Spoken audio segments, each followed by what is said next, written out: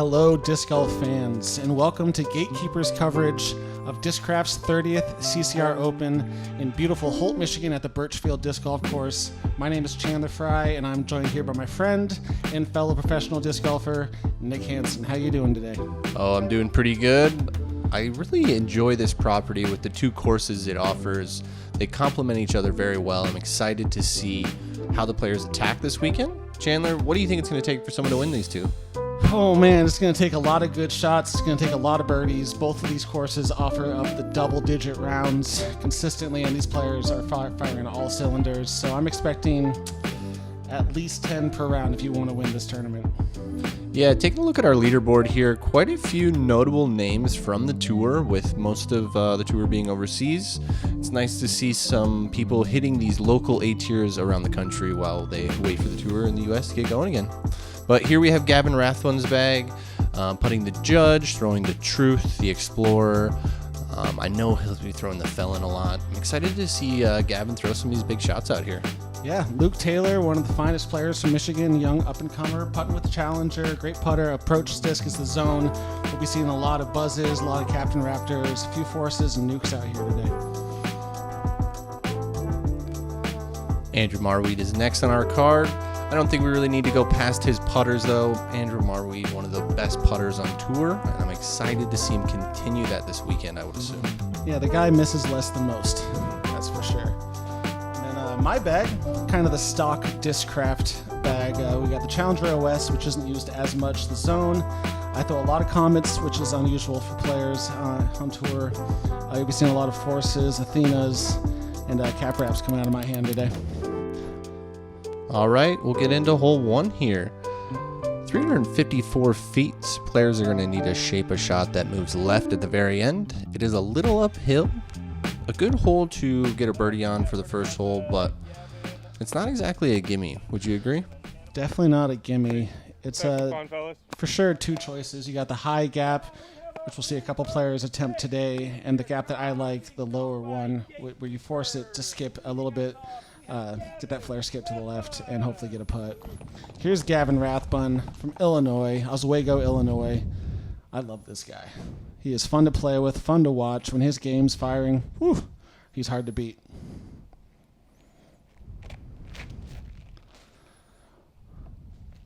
One thing to note, before this tournament started, Gavin was mauled by his cat, his tour cat. I forget the cat's name, but his right hand got pretty messed up. Yeah, tough living with those pets in tight quarters sometimes. Yeah, cats can be tricky sometimes. You can't read them. Luke Taylor, United States Junior Disc Golf Champion, and one of the finest players that Michigan has produced in a long time. He's got a bright future. He's going that high. You see that angle that he releases at, nice and spiky. Getting the tombstone inside circle one. That is a great shot. He's pretty good. Yeah, Marwede looking to bounce back after Lower Peninsula Open where he had some struggles.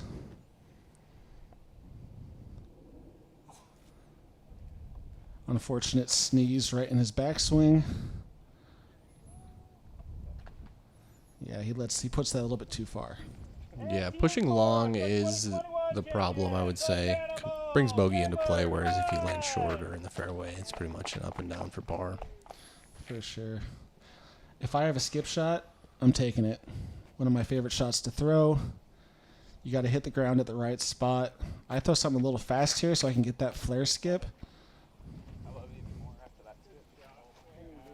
Yeah, you see, I get that a little bit going up the hill. Tell the people what kind of angle you're putting on to get the disc to have that effect. Yeah, I'm trying to hit the ground fast and on a pretty steep hyzer angle. So when it does connect with the ground, it immediately hops up and moves left. And in order to get that skip, you have to have some power behind it. What an incredible second by Gavin Rathbun. Yeah. Marwede in an awkward position on this hole. But if he has a forehand breaker in his hand, it's going under the basket. Here you are for your birdie. Man, I should iron those shorts. I'm looking a little rough. Hey, that happens sometimes though. We got van life. We don't always have an ironing board available. This is true. Yeah, this is the best drive I've seen on this hole in a long time. So close. This hole probably averaging around par, I'm guessing. A couple bogeys, couple birdies. Yeah, actually averaging just over par at 0.5 over and 7 total birdies on the day. Only 7. That surprises me. 2 of them coming from our card here. Hey. Oh, Gavin, just a little short. It's going to roll right back to him. Yeah, I was scared that I was going to hit him in one of his legs or one of his feet. Yeah, just a little nervy on the first shot.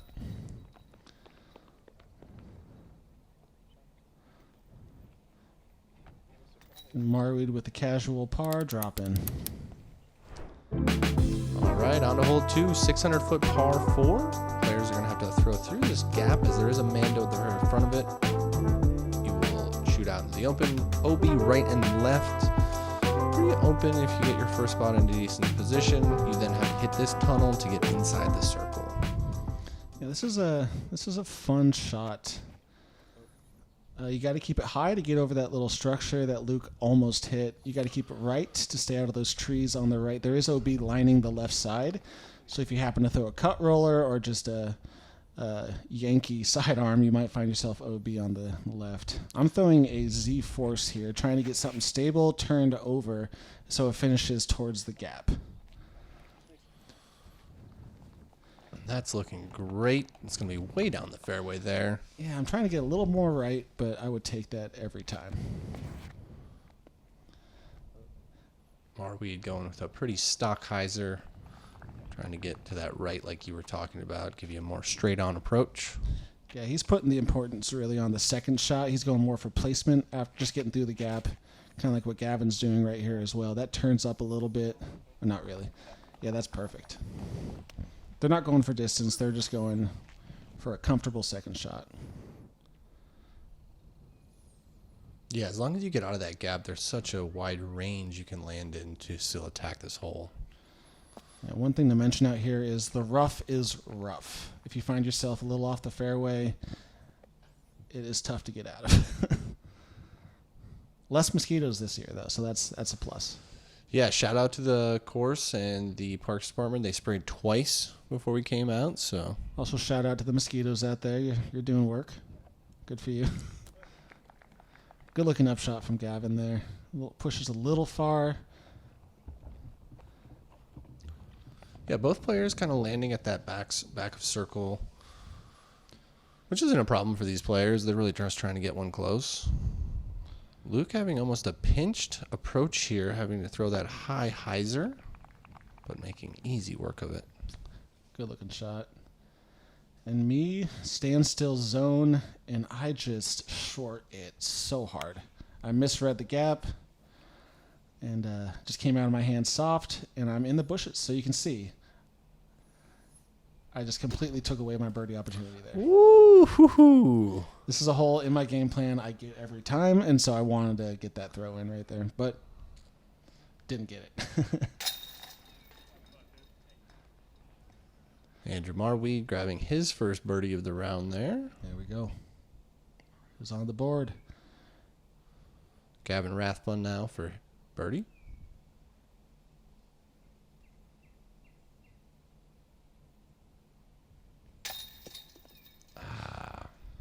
Yeah, one thing when Gavin's not playing great, it's usually his putting that's hurting. The guy he's the entire package with his skill set, but if he's lacking confidence in that putt, it tends to show up a little bit more than most. Luke's going to grab his second birdie of the round and go 2 for 2. That's how you want to start it.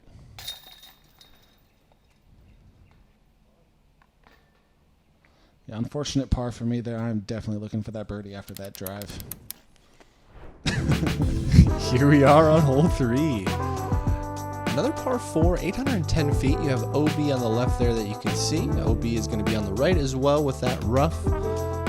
It's a long drive to get out here, leaving yourself usually about 380 to 400 foot approach to the basket, depending on how far you push your tee shot.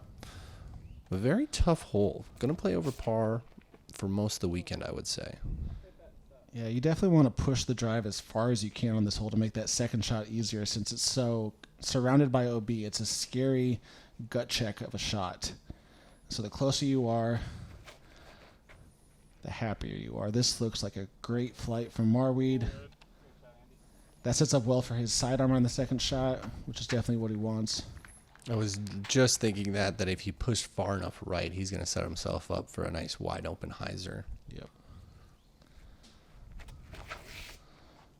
I'm going overstable ESP force, and I'm loving it. It's looking great. Solid distance. It kind of puts me behind a set of trees that are up there about 340 feet from the basket. But I definitely have opportunity to get up and down. This guy's got distance. Gavin getting a hold of one here. Oh, yeah. Also, this is Gavin's first time ever playing this course. No practice rounds. He's just winging it.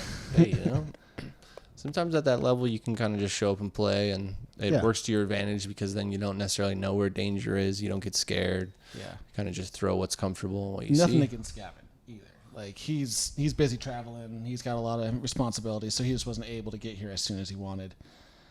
And Luke gets lucky on that one. He was heading straight into the Shul OB. It's a lucky kick out. And he was out of bounds on the drive as well, I believe.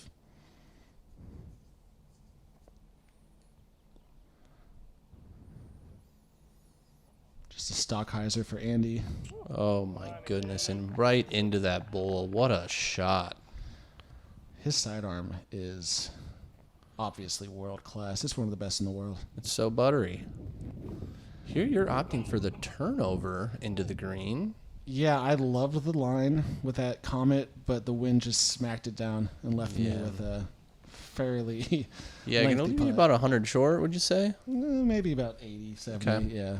But enough to just make me question my efforts in going for it and maybe just lay it up. You can hear that wind's picking up a little bit. It's definitely affecting the games, our game plans a little. Gavin with a very easy forehand, though, into the green. This bowl that the basket's in gives you, like, a little bit of security with running it since you're kind of running it down. Mm-hmm. You don't necessarily have the ability to just fly out the backside of the green. It gives you a little backstop. Just kidding. I had a tailwind on that one, and I was expecting the disc to drop heavily, and it did not drop a bit. So I was showing some anger right there. Gavin's going to get his birdie and get himself back to even. There we go. Marwede's going to get his second one in a row. I consider this hole a bonus birdie. It's hard to get.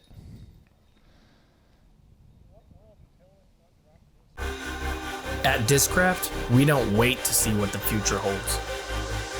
We build it.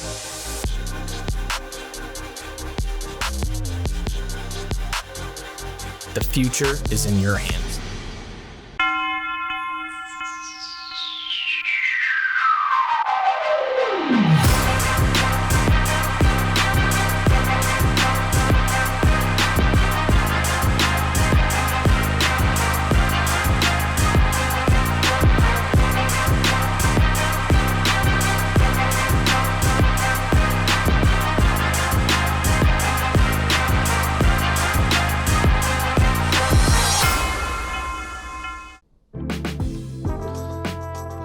In your hands, Nick.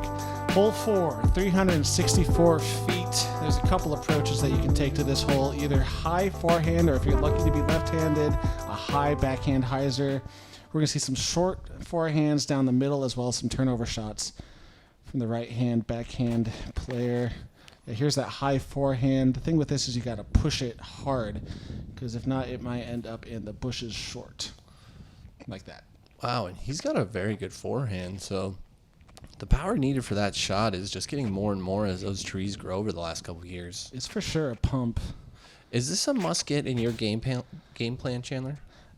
Yes, it is, but it's one I hardly ever get. Getting a good flare skip, a little long, but it gives himself kind of that tester range.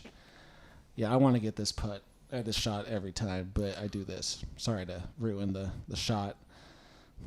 I have an Athena in my hand, and I'm hoping just to flex it through the gap, and I just overturn it. But it's a putt. Giving you a putt there, yeah. Got the bounce out, but yeah, I hear you there. I want tap-ins. Yeah, we want to be 10 to 12 feet is all. 5. 5 feet, okay. Yeah, 10 to 12 is still scary for me. It's a tester for you right now? It was last weekend. Luke, he's got a strong forehand. He's going that nice, low, direct route. Oh. Great shot by Luke there. So here you are from about 50 or so. Yeah, my preferred range. This is Chanimal range, is what I'm hearing. So the line is looking good, right? Yeah. But the height is completely off, so that's just something I got to figure out. Marwede from the bushes. Fortunately, never gets it up really above the rim there. A little obstructed on his swing, I'm sure. He got caught up by some sticker bushes on his back leg. And Gavin connects for his second birdie in a row here, getting him back under par for the round. Let's go, Gav. Luke Taylor here now after that bogey.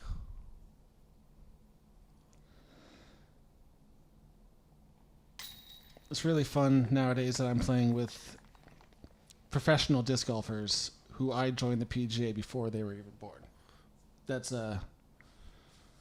it's great. Does it make you feel old? Does it make you feel wise? A little bit of both. Lately, it's been making me feel old because those same kids are crushing me whenever I play with them. So it's hurting the ego a little bit, but I'm battling through.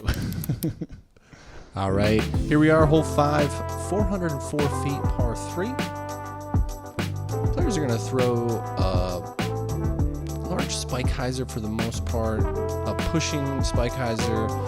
There's a small gap that you need to hit if you go low. If not, you're going to need to throw it up and above everything to kind of just spike into the green. Otherwise, you'll probably get chopped down about circle 2 range. Yeah, this hole is all about distance control, just putting the disc up and having the right power just so it cruises right into the green and hopefully sticks. But this is Gavin's first time throwing this hole. And he puts it out a little wide. It's still looking good, but with his power, it's a little long. Yeah, he's able to get on that backside, basically taking most all of those trees that are in line to the green out of play, and really quite a good play.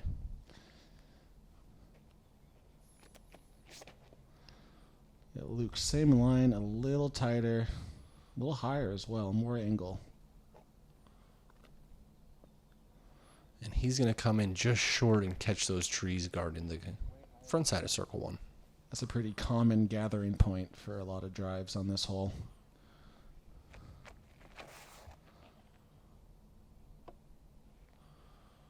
Marwede heading to a similar territory, actually catching the earlier tree, and he's going to be well short, probably about 50 feet or so. Yeah, and blocked to the basket. Those two trees that are in his way, preventing him from having a run. And I'm just reading off the rest of the players, and I'm going kind of in between Luke and in between Gavin. Yeah. I'll take it. Yeah, not bad. Yeah, Andrew left with a tough look for birdie. It's one of those moments where you need that Chanimal skip. Or the air bounce. Yeah. Yeah, there's got some options there with your game. Honestly, I probably would have done exactly what he did and just tried to hyzer it in there. Gavin just a little left. Still kind of working on that stroke, that putt and stroke. As you see, Luke having to go to a knee from under those trees. We saw the low ceiling on Andrew's shot, but here's another look at it from about circle's edge. And just not able to get it up and over that rim. Yeah, it's tough with that low ceiling to generate enough power to keep the disc chain high. Valiant effort from Luke. A nice little 23-footer from myself. Getting myself to 2 down. One thing in these rounds that a lot of players have to think about is sweat management. How many towels you're bringing, how many well sacks you're bringing. There's a lot that goes into a round like this when it's this hot and this humid, at least for me. I think a lot of players share that with having to control how their body's reacting to the weather that maybe they're not used to because they live in a different climate. But here we are at hole 6, par 5, 1,000-footer. If you don't make it past those first pines we saw, you do go to the FPO as a drop zone, just for speed of play. But you're going to have OB right and left all the way down a very difficult par 5. Yeah, it's tough. The first shot you want to get, if you're a right-hand, backhand player, as far left as possible. And I'm throwing my ESP force to the left. Hopefully not skipping too far because there is OB. And that's looking pretty good. Yeah, that's a just fine landing zone. I told Gavin to land right there where I was, and he did not listen. Oof. Pushed quite a ways, but likely to be pinched by that set of trees. He is very much pinched. He's going to have to pull something crazy out to get the birdie. It is a pretty soft par 5 if you get 2 clean shots. And Luke, look at that power. It's just so high and still pushing forward. Yeah. The kid's got guns. I mean, Gavin's still too farther, though. But Luke's getting up there. And Andrew going to his hurricane, I believe.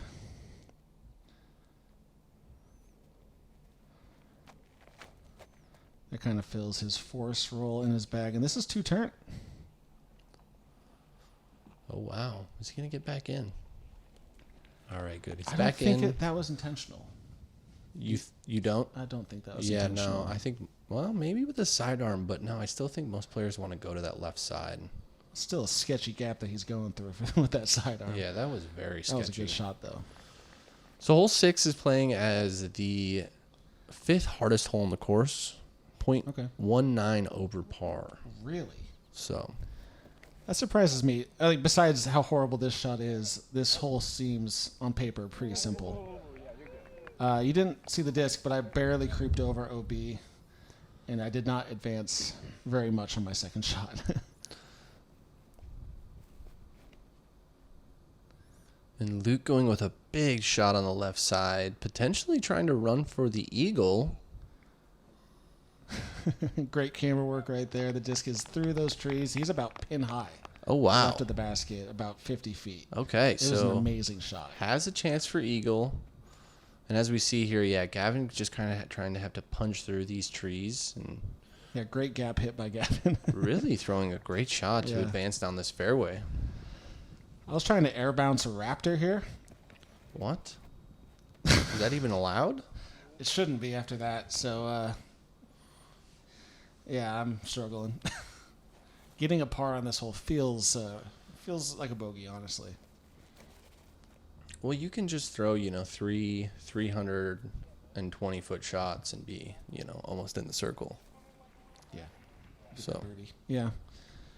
But if you hit 3 trees on one hole, it's like, yeah. You're looking at 275 for your birdie. Yeah. Woo. Yeah. I'm trying to keep that game plan alive, and that includes birdieing this hole. So, Gavin from a knee over here on that right side of the fairway. Something nice and overstable. And once again, falling into the bowl that the green is. Give himself a tap in. Here's Luke for an eagle. What an incredible hole so far. Oh, and he's just a little short left. It's so hard to get to that spot in 2. Wow. You have to have elite distance, which he does. It's fun to watch that kid throw. Yeah, there's an unfortunate par for me. A lot of these kids nowadays, it just seems like they're built like rubber bands, and they have just the maximum snap within their body. And they're also aggressive, too. Not so aggressive. Play-wise, not Yes. mentally.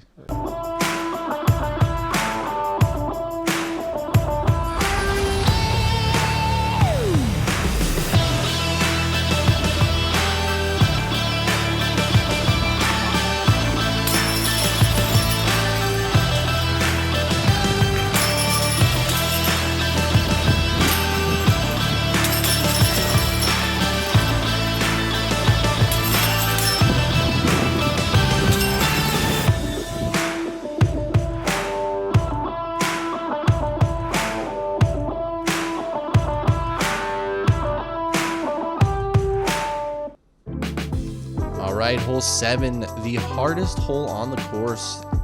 830-foot par 4. You have OB, tall grass right and left. And then once you get up to here to the green, you see you've got to hit this gap at about 55 feet or so to then get through and into the circle. You'll see some sidearms. You'll see some turnovers. Excited to see how these guys attack. Nothing wrong with that. It's just a little short. That can be chalked up to his first time throwing this hole. I think if he were to do it again, he'd do what I'm about to do, which I'm not going to say what it is. But, yeah, you'll see. Luke going with the sidearm here. I think this is a pretty safe play to not only get down the fairway, but also give yourself a chance to get birdie. Yeah, personally, I think there's only one way to play this hole. And it's not that way. And I think we play it the same way. I think so. Yeah, so both Luke and Andrew found themselves behind a tree. I'm going well over the top with an overstable nuke. Oh, yeah. Everyone's saying, come back, and I'm just like, it's coming back. And you're like, no, it's going to be fine. Yeah, it's over there, kind of the same distance range as Luke and Andrew, but in a slightly better position. Gavin turning it over a little bit. You can hear him not liking it. And it looks like it is going to go into that OB on that right side, unfortunately. Well out of bounds. And his angle control on his forehands it's so good. It's fun to watch him play, and it's fun to watch him do something that I'm so bad at. You know? You know, that's one thing I think I like about disc golf the most is that I can watch multiple people on my card throughout the day, and they can throw shots that I'm just wowed by, even though I've already seen, 10,000 shots in my career. For sure. What I do wrong there, Nick? I don't think you fully committed. You need a little more air. Yep. And other than that, it looked like a pretty good line. What's your opinion about it? Oh, I was actually honestly wondering. I just threw it too low. Gavin with the grenade connects with some early branches and puts him in a pretty tough spot behind that larger tree on the right of the entrance to the gap. Look at this guy. Wow. So good. And just settles pretty close to the basket. His distance control is beautiful. I have such a hard time with exactly that. One, distance control with the sidearm, but two, just getting that flip-up shot and keeping that disc to ride straight on the sidearm. It's just so touchy for me. It's definitely an elite skill. Ooh. As you can see, Luke's there, it's got to flat for just barely a second and then started to fade out, whereas Andrew's got to flat and rode for, 5 to 7 seconds. And watch and learn. Oof. Oh, just like that, bud. I'm kind of a sidearm guy. Kind of a sidearm guy. You can find him on Instagram. He'll give you some tips and tricks. Gavin Rathbun. Framed up with the tree.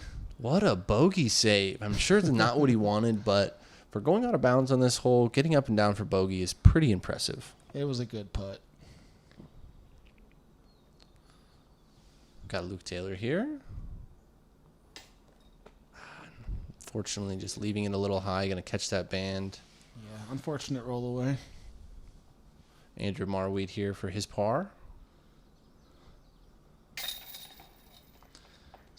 His reach, I'm not even called a reach back. His reach down on his putt is significantly lower than I was expecting.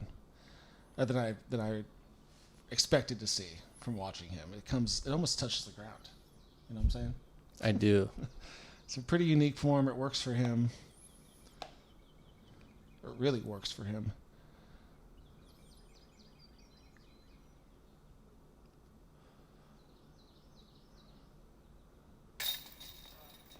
Luke Taylor going to get his bogey tapped in there. And Chandler, you were going to tap in for your par. How do you feel about par on this hole? I feel good. This hole has been played as a par 5 in the past, and last year it was only eagled once in the tournament, and that person who eagled it was me. All right, on to hole 8, 230 feet, kind of a poke and hope. There's a couple shots that you can take. Wide right skip, which I like to do, or the more direct backhand turn up, or as we're going to see Andrew do right here, the touchy, technical forehand flex. I feel like this is the shot I see more often from players, but not one I have in the bag. And that was filthy. Pretty good. I like to go the right side. There's that little dirt patch up there that I'm aiming for the skip. And yeah. Unfortunately, kicking out of bounds left. Yeah, I had to wait on some spectators, and then the second they stopped, I threw it, and they started moving again. But I'm not going to blame them. It was a bad shot. But yeah, I'm out of bounds. Gavin also having a little trouble. This hole does create issues for players, even though it is one of the shorter holes on the course. As you see, it's a pretty tricky line. Yeah, it's just a lot of risk. No matter what shot you take, there's a lot of chance of either roll away, tree kicks. It's OB on the right and the left. But then you can just do this and get out there, give yourself a putt.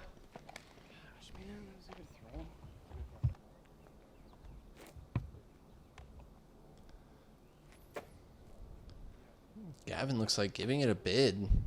Oh, yeah. But also doubling as a good layup. Chandler.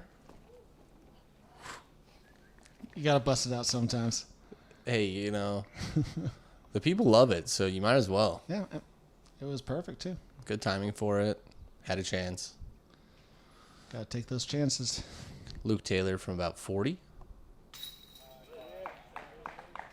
It's too early for fist bumps, dude. Too early, Luke.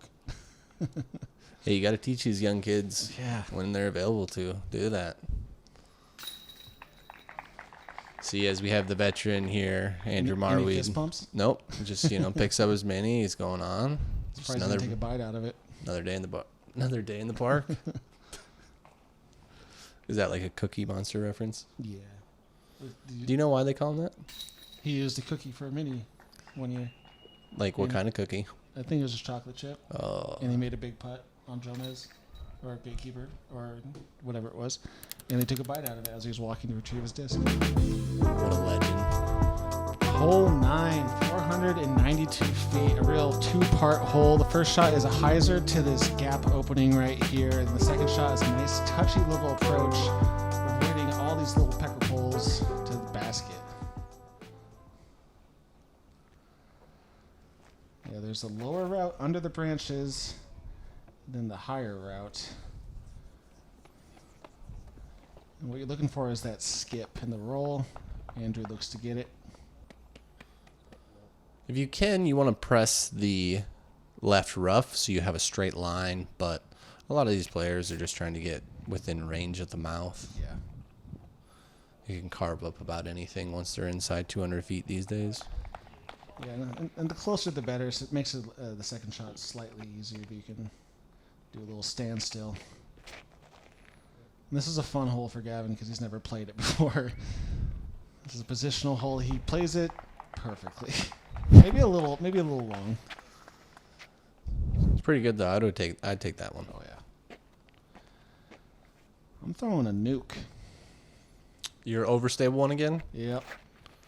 I mean, it's not a bad idea just to leave it out wide like you're doing. It is a bad idea. You think it is? Yeah. Oh, it just didn't It's come way back too at wide. all. I mean, at that rate, you might as well go for it. Try to get down that path. Right. You only need about another 75 feet. Could have used that advice before the round started. Luke putting a Luna, I think, up there and getting some Plinko to the hole. That is looking nice. And Marwede a little pinched on the right. Ooh. Yeah. Yeah. Even though it shapes for the sidearm, that's a pretty tough sidearm line. It's an even tougher over the trees Anheuser. And I'm gone. So I actually had a guy on my card from about where you're at throw a spike hyzer, and he claimed it was his play all the time. It I don't landed believe that. inside the circle, Plinkoed right down, so it was hard to say no, that's not true, but The success rate on that shot can't be that great. it seems pretty low in my opinion. Unless he just has the hole absolutely dialed. Andrew trying to dunk that. Good upshot, though. And myself in my natural habitat, scratchy, itchy bushes. It's a bit of a tester for Gavin. All right, Gavin working his way back to 2 under par for this front 9. Not too shabby. And Luke tying Marwede on the front 9 at 4 down.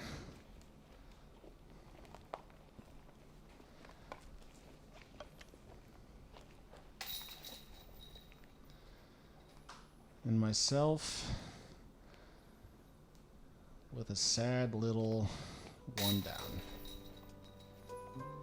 Not your ideal front 9, but Plenty of golf left. plenty of holes left here at this event.